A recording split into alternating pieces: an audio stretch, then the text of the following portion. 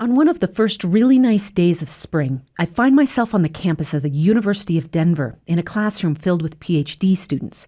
Their social work professor, Dr. Ramona Beltran, walks in and the class quiets down. Ramona wears a camo shirt with the sleeves rolled up, bright red lipstick, big earrings, and sneakers. I think for our mindfulness and grounding, we should go outside because it's beautiful. But instead of lecturing at the front of the class, she gathers everyone together and leads us down 3 flights of stairs and out into the sunshine. I feel like I'm watching We all gather in a circle. Then Ramona guides us in some relaxation techniques. She starts with some deep breathing. And we'll just exhale all our breath on the count of 3. 1, 2, 3, and exhale. Then the count of 4. Inhale, 2, 3, 4. Hold, 2, 3, 4. Exhale, 2. We breathe with the sound of birds singing for a moment, the sun on our skin. Afterwards, we do another exercise. I'll just put 1 minute on my phone and just take a moment, walk around, feel your feet. You can take off your shoes if you like, on the ground. Yeah, so I'll set that timer. Be present, feel your body connect to the earth. We walk slowly, meditatively, around in the grass that still hasn't turned green. After a long, hard winter, the warm weather feels luxurious. Okay, that's our minute. Ramona's timer goes off and we circle back together. Hopefully that was helpful to get you into your body. Just really quickly, what did you hear that came up for you? What did you see? What did you feel as you were just kind of walking? I think the birds, just because I feel like they've been absent for some time. So finally hearing the birds, it feels good. Like I know spring is coming. Yeah, me too. The students all share how good it feels to take off your shoes and feel the breeze, hear the leaves crunch. The last exercise is just gratitude. So if you can, as we're walking mindfully back to the classroom, think about 3 things that you're grateful for. And I'll write them down when we get there, just kind of make it more concrete.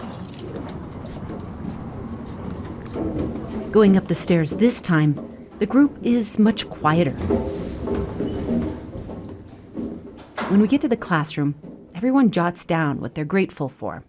Ramona asks if they want to share. Students raise their hands and list things that they realized they were grateful for, like this one.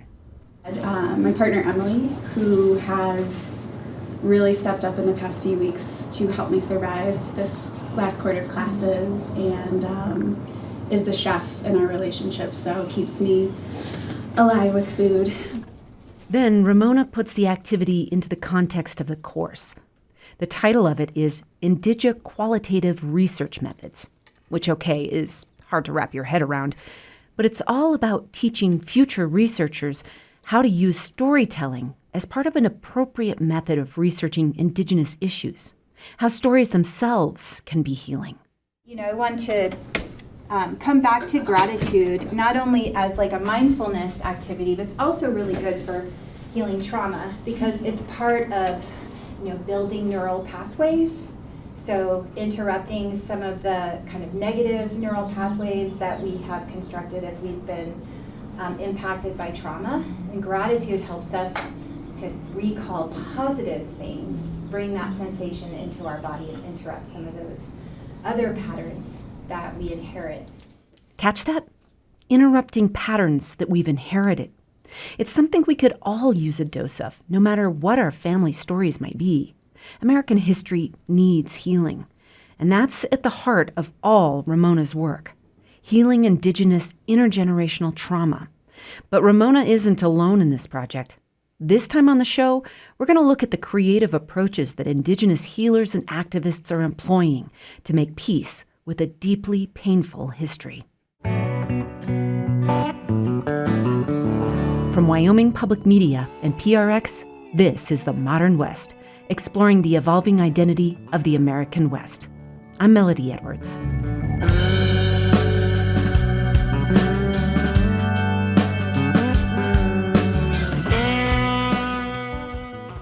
Chatting in her office later, I asked Ramona how she ended up drawn to this kind of work.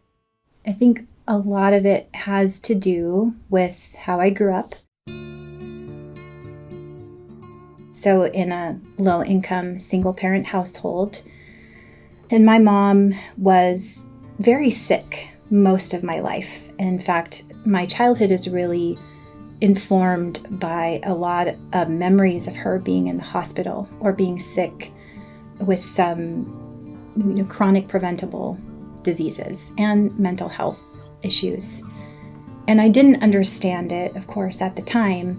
I just thought, well, there must be something wrong with her. And then as a kid, you think it's also something wrong with you, your family, your community. But she was also incredibly proud, and she raised us to be very committed to social justice. Ramona's earliest memories are growing up in California, where she mostly took her identity for granted. My family is, on my mother's side, originally from northern Mexico, and are descendants of Indigenous peoples of Mexico, particularly of northern Mexico and Sonora. So I am a mixed race Indigenous Chicana. But then, one day, something happened that forced her family to move away. When I was about 4 years old, we were living in the Bay Area in San Jose, California, and somebody shot into our home. And my mom was like, "That's it, we're leaving here, it's not safe for you." She packed up Ramona and her sister and brought them to a small Oregon town where a good friend lived. A small town in Southern Oregon, and predominantly white. It definitely felt like it was clear that we were not from there. There were many instances of people asking, "Where are you from and what are you?" So I grew up with that. So there's all these ways that, we felt what it was like to be othered.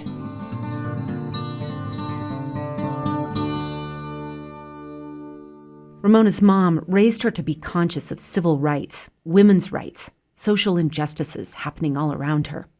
So that was her headset when she got into grad school.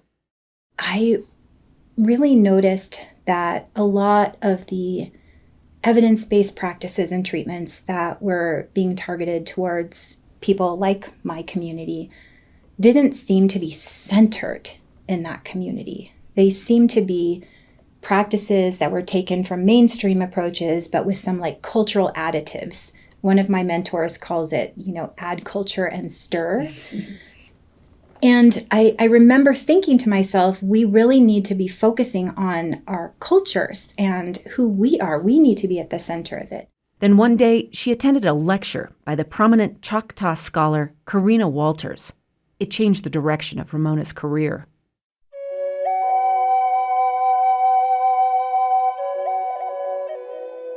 It was the first time that I heard about the term historical trauma and healing. And it was like learning this definition gave me words for an experience that I had seen and observed with my family over time. And there's something about that moment when you can name something that is so liberating, because it takes that responsibility off of the individuals within a family and community and places them, more where they should be, which is on structures and systems and history. There's a lot of research going on right now to understand the science of how trauma can stay in our DNA for generations. This science even has a name. There is a body of research called epigenetics that is really looking at the ways that our social environments impact genetic material surrounding our DNA, and that those can cause things like higher risk of mental health issues or chronic health conditions, and that those things can be passed down through generations.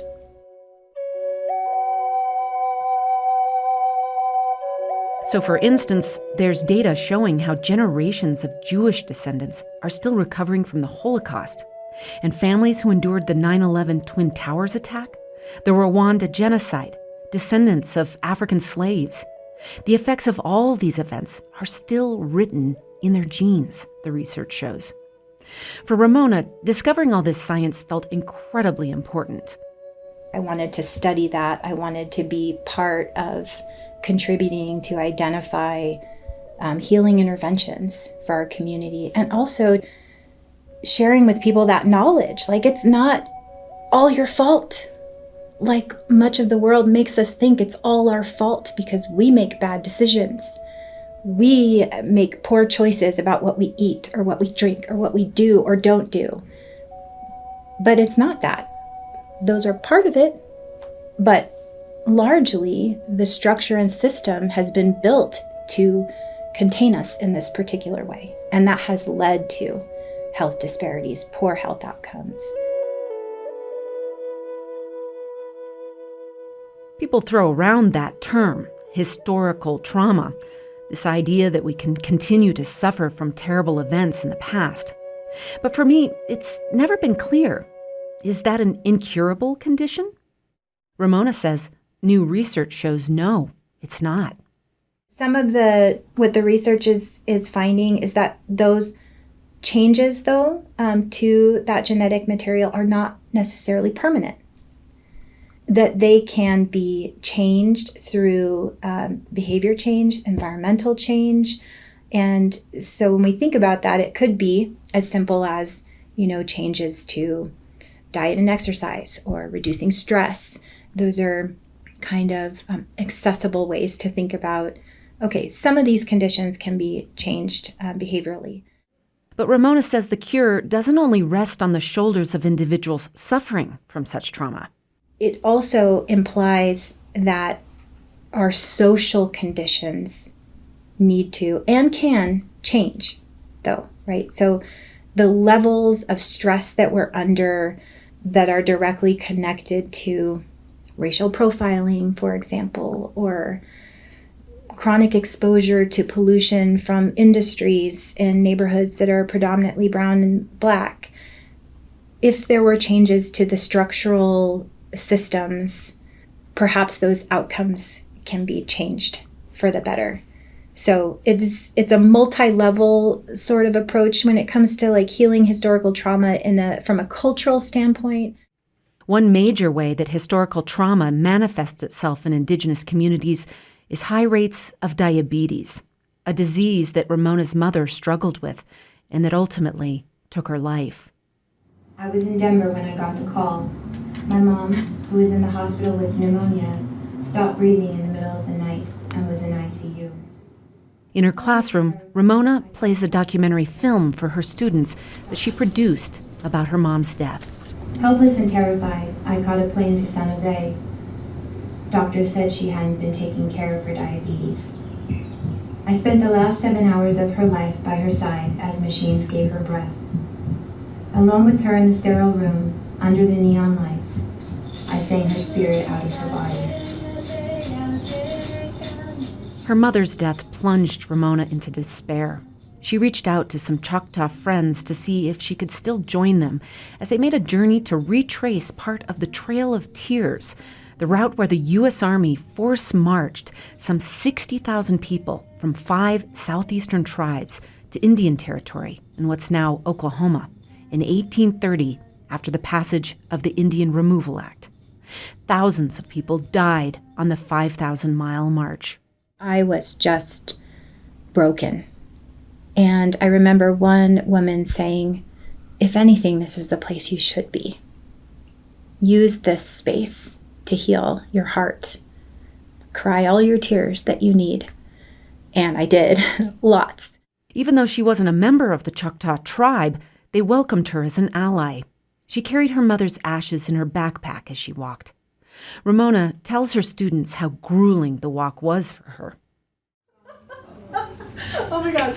So I met so many bugs I never knew existed. Chiggers, horseflies. Did you know they chase you? They chase you.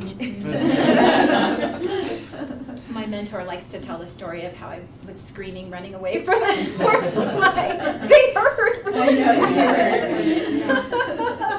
So, but every single one of my journal entries ends like this, somehow with some future looking, some optimistic, and I was really wounded at that time. I was so grieving this unexpected loss. And so what I've come to learn over, the last 10 years as I've really been marinating on this story is that this is Indigenous futurism. This is part of how we survive.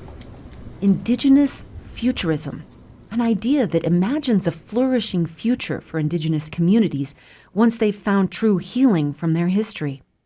As hard as the Trail of Tears was, Ramona credits it for helping her through her grieving process. But how likely is it that a doctor or a therapist would actually prescribe walking the Trail of Tears as a form of healing? Not very. Which Ramona says goes to show how crucial it is to center Indigenous knowledge within Indigenous communities. And that's exactly why, several years ago, she started a project called Our Stories, Our Medicine Archive, or OSOMA. It's built on the idea that storytelling heals. What people have said to us on multiple projects through multiple years, our stories are our medicine. Through our stories, we learn how to be in what people call right relation to ourselves, to each other, to the planet, to all of creation, really. When I'm feeling my worst, I go into sweat lodge or I ask for a ceremony.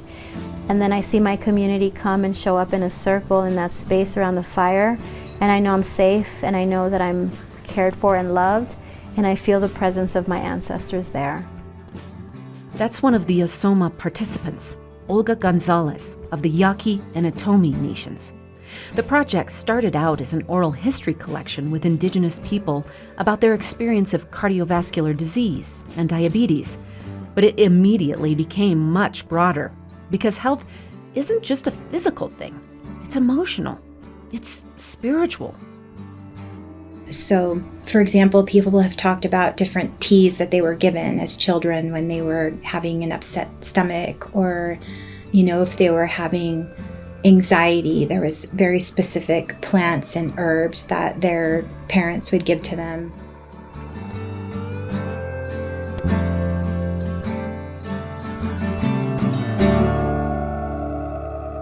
My grandma used to tell me, no, you should drink this tea because it's going to help you calm your stomach. That's Bonifacio Sanchez Flores, a citizen of the New Sabi tribe. And I, growing up in an American way, I was like, well, I'm going to get some Pepto-Bismol or something like that just to calm down my stomach. But I realized that wasn't working. She's like, no, you should drink this. And I think that she had it somewhere in her kitchen. It was like a dry herb. And I think that the herb is called iwara. Iwara is like a herb that grows in the village, but it was supposed to make your stomach better. I think there was a lot of stuff that I never seen because I never grew up. I left very early. I left when I was a baby in my village, but I think there's a lot that they're still being used as healing just because we're very connected to Mother Nature where they're still.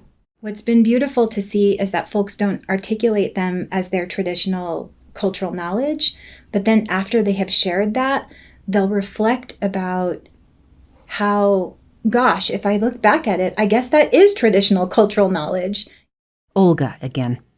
As a child, my grandmother, who is Otomi, I remember her visiting us and going to our garden and just picking things. And to me, it was just grass. I didn't know the difference. And she'd say, this is good for this and this is good for that.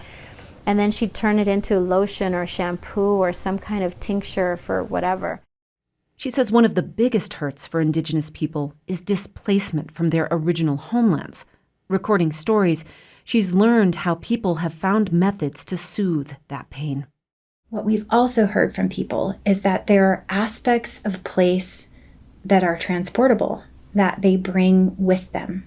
So either through the relationship they have to plants that they grow or plants that they use, or when they meet other people from the same area, or they're able to find cultural practices that emanate from their original land, but practice them here, that those are ways that they can maintain that relationship to their original place and heal that relationship to their original place, even if they can't get back to it on a regular basis.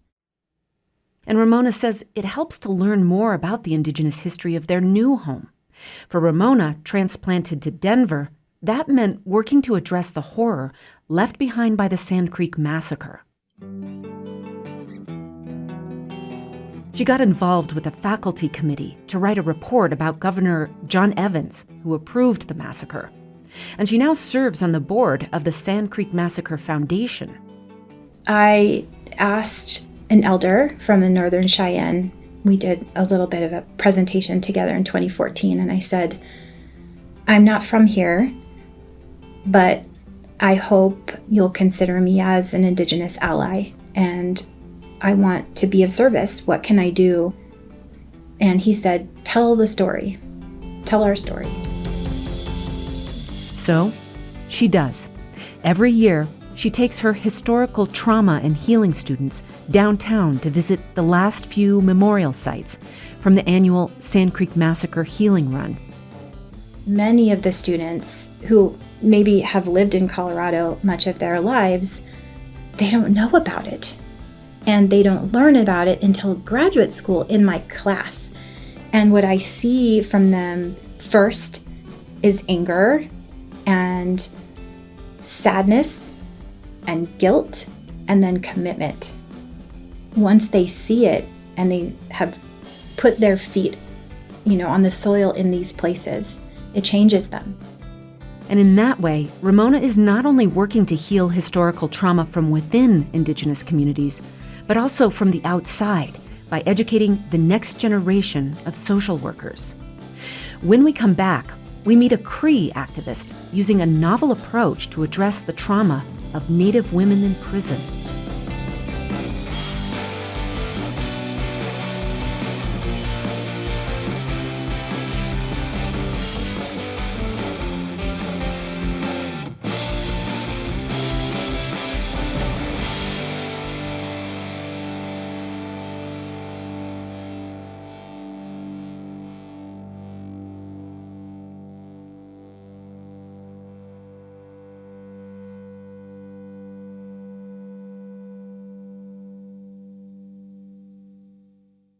Hey, it's Melody Edwards. The Modern West is made possible from support from listeners like you. If you're really enjoying the storytelling that you're hearing this season in Mending the Hoop, then please go to wyomingpublicmedia.org and support the podcast. Now, back to the show. My name is Dr. Karma Corcoran. I'm an enrolled member of the Chippewa Cree Nation. My great-great-grandfather is Big Bear. My great-grandfather is Little Bear, and Open Eyes Little Bear is my grandmother. Dr. Karma Corcoran also happens to be the author of a brand new book called The Incarceration of Native American Women, Creating Pathways to Wellness and Recovery Through Gentle Action Theory. Karma's path in life brought her to a very specific strategy of making real change in her community. And that life path, well, it wasn't an easy one. My story, really is not dissimilar of many Native American people. I was born into a large family. My mother had many children, by, a few different fathers, and predominantly boys. There was just two of us that were girls. And my mother was an alcoholic, and my father of the fathers was an alcoholic. I think other of the fathers were too. They were not able to take care of us. As the oldest girl in the family, Karma was often left alone to take care of her younger siblings. I loved my brothers so much, and my older brothers would sometimes disappear. Maybe they would be on the work farms of Montana, which were, juvenile justice facilities. Then finally, our family just imploded and we were taken away from my mother. So I went into a foster home. Foster homes often create another whole layer of trauma for Indigenous children. But Karma with a C, well, she had really good karma with a K. I was so fortunate. I probably had the best foster home in the history of foster homes. I had such a safe and happy place to be. And then I was adopted by a white family. And so I grew up in this white family. And I always had some connection to home. For one thing, I was a little bit older child, so I knew who I was, which was really good. And then my foster parents and I have a lifelong relationship. So I would go and stay with them for like a week in the summertime. They would give me news about my family, which unfortunately usually was sad news, another brother dying, in a car accident. So I didn't lose any sense of identity. One time she went home for the funeral of her brother closest in age. There she saw her biological mother and sister again. Since then, she stayed reconnected. Karma grew up, got married, and had children. But in the back of her mind, she dreamed of going to college. At the age of 40, she made it happen. I knew that I wanted to do something about incarceration because by that time I had been volunteering with a local group that went into the women's prison. Well, they went into the men's prisons too and did ceremony. For Karma, working to stop recidivism on reservations seemed like the most important work she could be doing. The amount in proportion of the Native population versus per capita and how many people are locked up is outrageous. It's something like the Native population is around 3 or 4% in Montana, and the lockup rate is 11%. Throughout the country, we are the most overrepresented as an ethnic minority. And it's just shocking. She witnessed just how pervasive the problem was one time while visiting the prison. So we were sitting there, and across from me was a young, beautiful woman, Indian, and she was pregnant.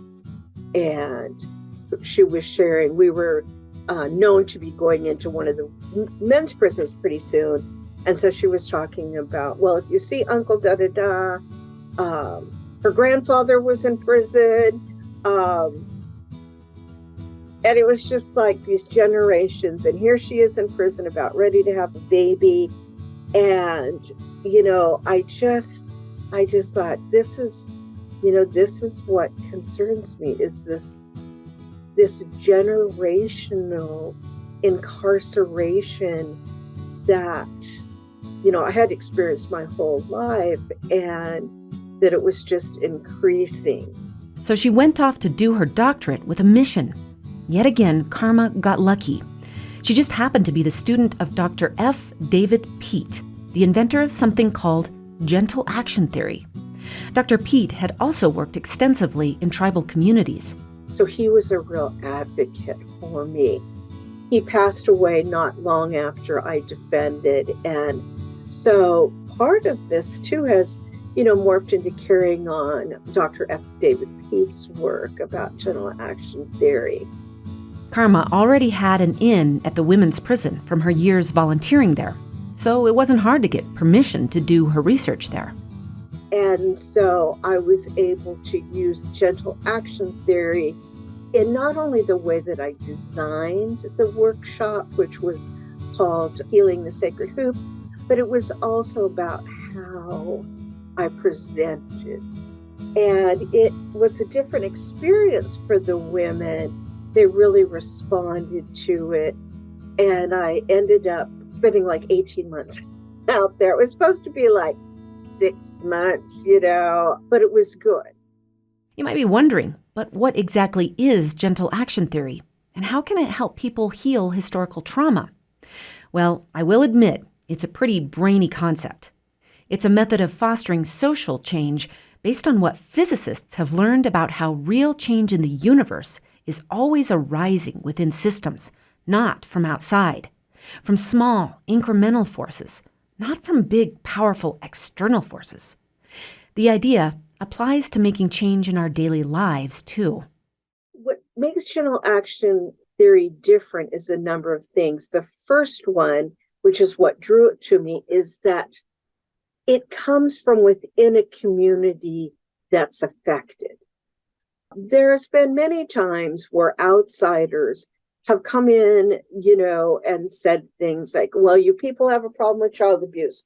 You people have a problem with alcohol. You have a problem with this. And so here's what you have to do. Here's the hoops you have to jump through. Karma gives me an example of how gentle action theory would solve a social problem instead. We would do a little check-in about how people's week went. And then we would talk about last week and fetal alcohol syndrome. And some of these women had had time to process. And there was tears, there was shame, there was guilt. But we would not move on from that topic until they were ready. So there was none of this, well, we're at the end of our time today, let's jump on over to whatever. It's about how they want to process the information, what they see as possible solutions. While other social strategies come from outside the community and assign solutions, gentle action theory takes its time and creates the space for people to process their trauma and let the solutions naturally arise out of that healing.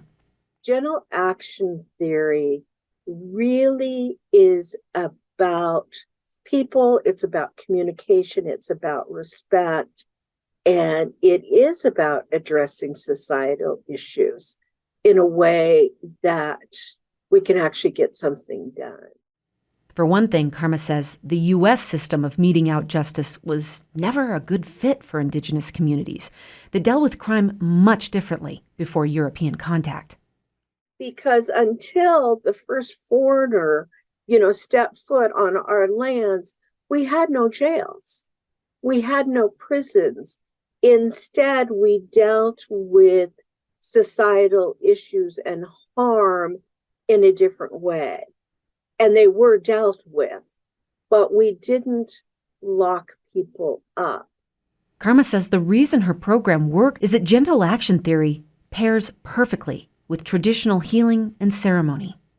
Talking circle is wonderful. Some of them would be like, oh, I made it through another week. Others would be, oh, I miss my children so much, or maybe something happened out there. And so that was really good because talking circle, you don't argue with the person. They don't need your validation because you've just listened to them. You have given them no feedback unless they want it. The women can join in sweat lodges, help prepare first foods feasts. And the elder women would teach the women, this is how we put it out because there's a way to do it. These are the songs that we sing.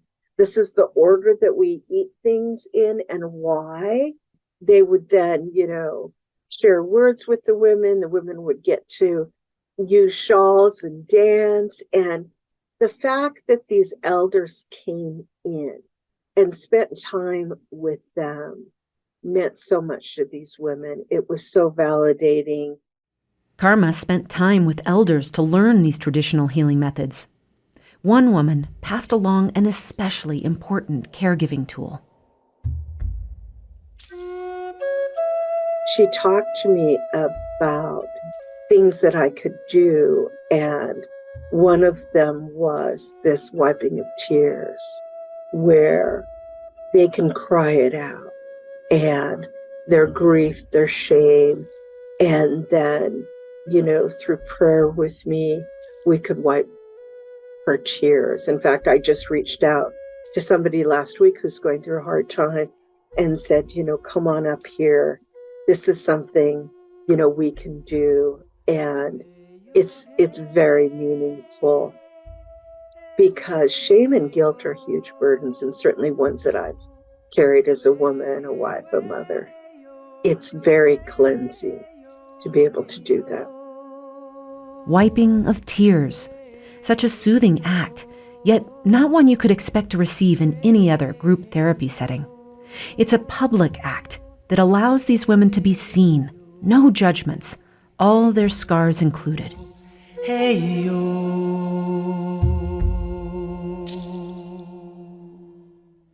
That kind of empathy, that willingness to say the hard stuff, to crack jokes, to make you weep, it's something that Denver-based artist and Pyramid Lake Paiute citizen Greg Deal strives for in his work. I meet up with Greg in the foyer of Red Line Gallery in downtown Denver. On the wall of their building is a huge, colorful mural that Greg painted of a young Indigenous woman looking up toward the word rise. When I meet him for the first time, he's carrying what looks exactly like no trespassing signs. They're red and white on metal, but these say something different than the ones that we're all used to. So, do you mind just reading one of them? Sure. It just says, "Attention, if you can read this, you're on Indigenous lands. And for more information, contact the Indigenous Sign Initiative," and there's a phone number. So what have you been doing with these signs? I have a graphic design background. Right out of college, I worked in the sign industry, and so I worked in fabrication and with vinyl and all these different things. And so I sort of love the sort of existing in plain sight aspect of this. It looks like a parking sign. It looks exactly like a real parking sign. Yeah, the colors are the same, but it's essentially making a statement of being on native land. To be able to adhere something to a wall permanently, it's sort of a street art piece, just like putting things out in plain sight and allowing them to be where they are is kind of funny and exciting. Greg is particularly psyched because he found a marine-grade superglue that he can use to put up these signs all over the Front Range of Colorado and beyond. And that phone number on the signs, it actually works. When you dial it up, it's just a voice message saying you've reached the Indigenous Sign Initiative with the ability for people to leave a message. As I put these into certain places, people have strong feelings about the signs, and so they are leaving colorful messages about how they feel about it. And so I'm collecting voicemails. Can you tell me what some of these people are saying about it? You lost, we won, get over it. This is not native land, we conquered you, things of that nature. Wow. Yeah. so you can see what he's going for here. A strong dose of very serious mixed with seriously funny. Greg says using humor is a big part of the healing power of Indigenous art. Just like humor is a huge part of Indigenous identity. Greg says art of all forms can change hearts and minds. Reclaiming bad media depictions of Native people is one of Greg's specialties, come to find out. He says growing up, Looney Tunes cartoons and spaghetti westerns were some of the only Native representations that he saw. It got him thinking about how to turn those on their heads. He started blowing up pulp fiction comics of cowboys and Indians onto large canvases. But he replaced the often insensitive wording of those. And then, of course, the dialogue I took down and replaced with lyrics from punk rock songs that I grew up with that use a language that sounds like the Indigenous fight or Indigenous struggle, but obviously that's not what they're for. They're mildly taken out of context.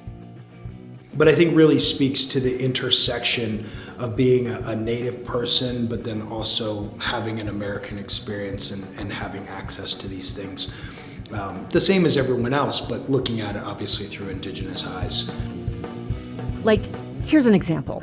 An old comic strip of a Native fighter on horseback, tomahawk raised over a cowering Revolutionary War-era soldier. The fighter is saying, "You're evicted. Time to leave. Don't matter if your family's been here for 30 years. Remember, these are lyrics that Greg borrowed from a punk song. So that's how Greg's art takes all of these old racist tropes and twists them, repurposes them. It's an incredibly powerful example of how Indigenous artists are contributing to the reckoning of our dark past. So as an adult, being able to take images that were recognizable to me when I was young and to change, adjust, reappropriate, wasn't just taking control of these things that have been in existence, since the 40s and 50s, but also reimagining it to something that makes more sense in terms of self-identifying, self-determining, set of ideas and representation.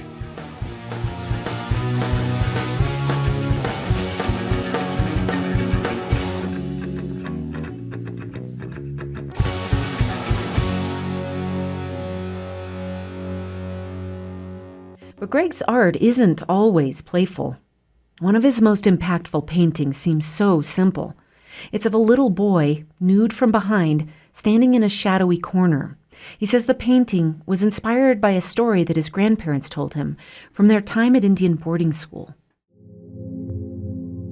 And the story was about a kid that came in and the way that children are prepared in those spaces, the idea that these children are dirty, and so they scrub them down and they put powder on them for lice, and it's all just foreign and uncomfortable and sometimes painful. And the woman who's prepping this child, recognizing that like his knees and his elbows look darker than the rest of his skin, which is pretty normal when you have a little bit of melanin in your skin. When those parts of your body wrinkle up, they're just darker. And she just assumed he was dirty, and she took a wire brush and just scrubbed his knees and his elbows until they bled. And the story goes that she had done all that and put a garment on him, and it apparently was towards the end of the day, and put him in bed, and he wept. And as he was crying, creating a ruckus or creating sound, that somebody came in and was angry, and once they illuminated the space, found that he had bled over his sheets and over his garments because of the scrubbing, and they punished him. The story goes that nobody really knows what happened to him. They heard him being beaten and punished until it went silent, and then nobody ever saw him again. The name of the painting is Bloody Elbows and Bloody Knees. Yes, it hurts to look at this painting. But Greg says Indigenous artists are helping us as Americans look at and not look away from that brutal history.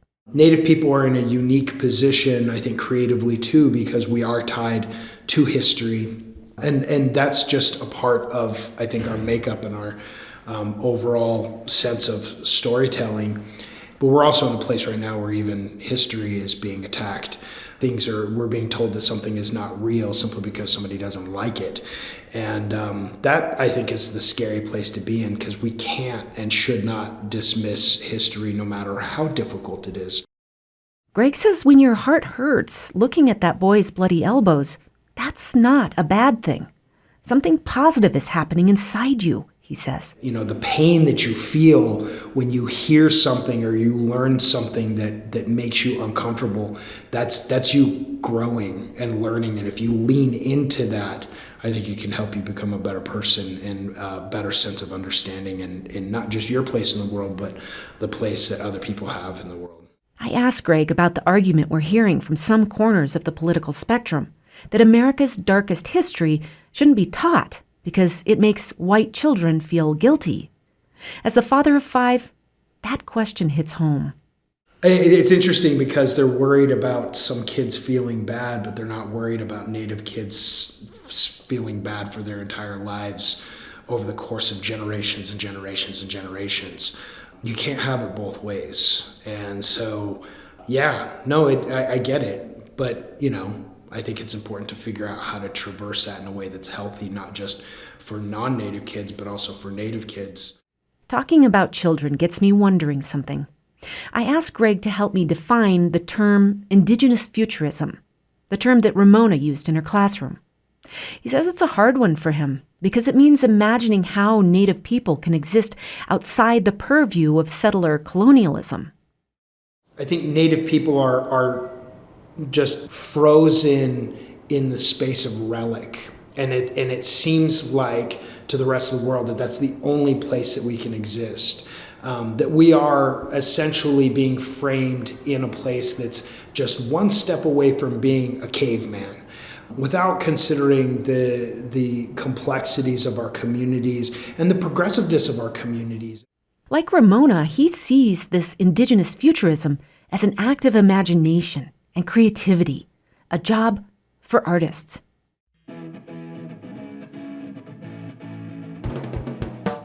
Right now, as we're speaking, there are these incredible things happening within art and within writing and films that are all pointing to not just self-determination, but a purview of indigenous existence outside of colonial informing. And that's really incredible and really exciting, because it means that we do exist, we can exist. I mean, what would Native communities look like 100 years from now? Can they still exist? Are they going to still exist? What does language look like? What does tradition look like? How does that look in terms of technology and the way that technology also informs the way we communicate? There's a lot of really exciting ideas, but the most exciting idea to me is the fact that we can still exist, that there is not just space to still exist, but the longevity of that existence can be here, it can be back then, and it can be also in the future. It can be all of those things.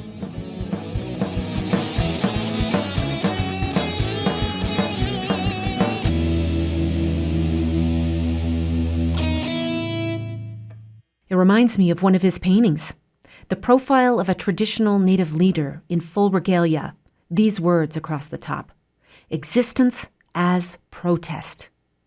And what he's saying is that existing is an act of imagination, of manifestation. Ramona would really appreciate Greg's answer. This idea that indigenous futurism means existing in the past, present, and future, all at once. That imagining existence, telling the stories of existence, are crucial for healing. There's so much creativity. There's so much innovation, though, that has always been a part of our communities and has always transcended those historical, stereotypical captures of those images of who Indigenous peoples are. Existing in the past, present, and future also returns us to the idea of the hoop, such a central image for Plains tribes. That's why it's no coincidence that Karma named her therapy group Healing the Sacred Hoop, a title so similar to the name of this podcast. Karma says hoops are a reminder of Mother Nature's promise that what comes around goes around. It's also the seasons of our lives, from when we're born and a youth, and then we move to here. And, you know, I always think of the teenage years as well. That needs its own section on the hoop. And then, of course, we become elders, and how accessing the lessons to be learned in the hoop is what is going to heal us, and it's what is going to give us balance.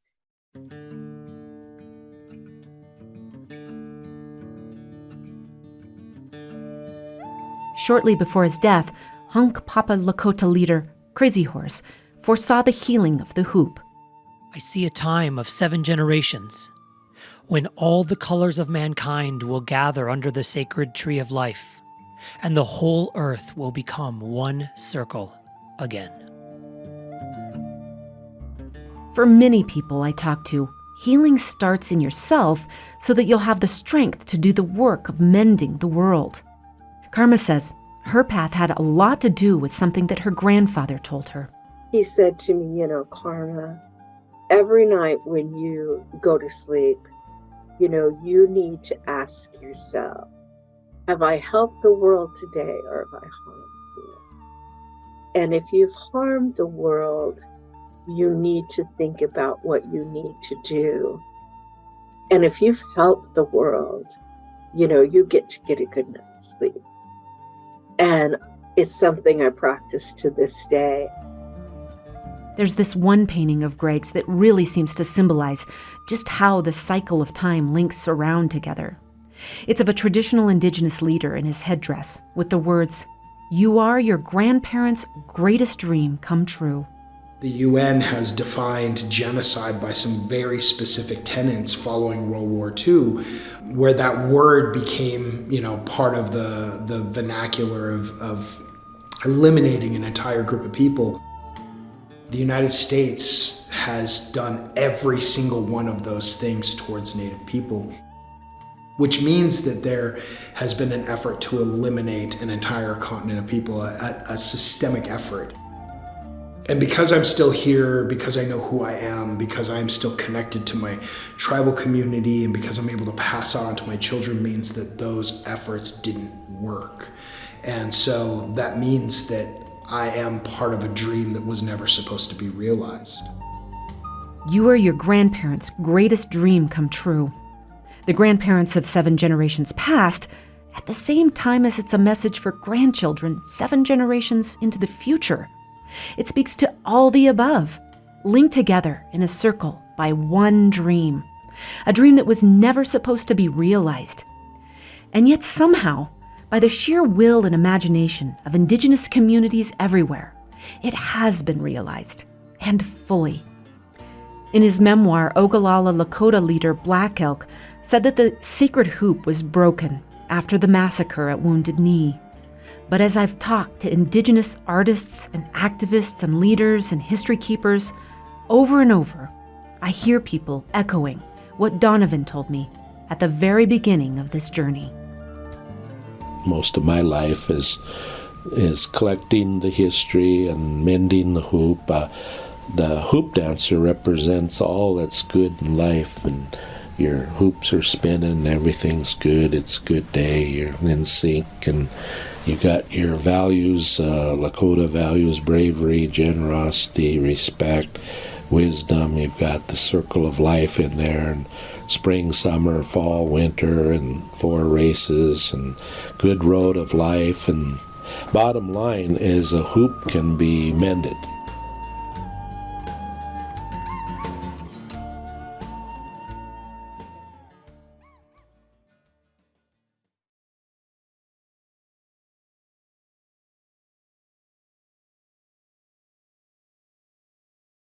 Thanks for listening to this final installment of our series, Mending the Hoop. But be sure to catch our upcoming bonus episode when I chat one more time with my buddy, Native American historian Jeff Means. It doesn't have to be a conflict. You can, again, be mutual respect, friendship, support, allow the natives then to eventually come to a decision on who are we and what do we want to be. And every Native nation would come to something different, right? But it would at least be theirs. I'm Melody Edwards. A very special thanks to this season's story editor, Ojibwe playwright Marty Strenzewilk, for his collaboration, his generosity, and his cheerleading. We couldn't have done it without you, Marty. Noah Greenspan is the assistant producer and line editor. Our sound designer is Charles Fournier. Ryan Kelly is the digital producer. Thanks also for help from Tina Unger-McGee, Emily Jankowski, and Courtney Blackmer-Reynolds. To see Anna Castro's original photography for this season, go to our website at themodernwest.org. Music by Navajo musicians Low Cash Ninjas, Eastern Shoshone musician Sean Francis and his band Pegasus, Tlingit musician Kasky Russell, and Apache musician Andrew Vasquez, among others. History reenactment by Marty Strenzewilk. Our theme song is by Screen Door Porch.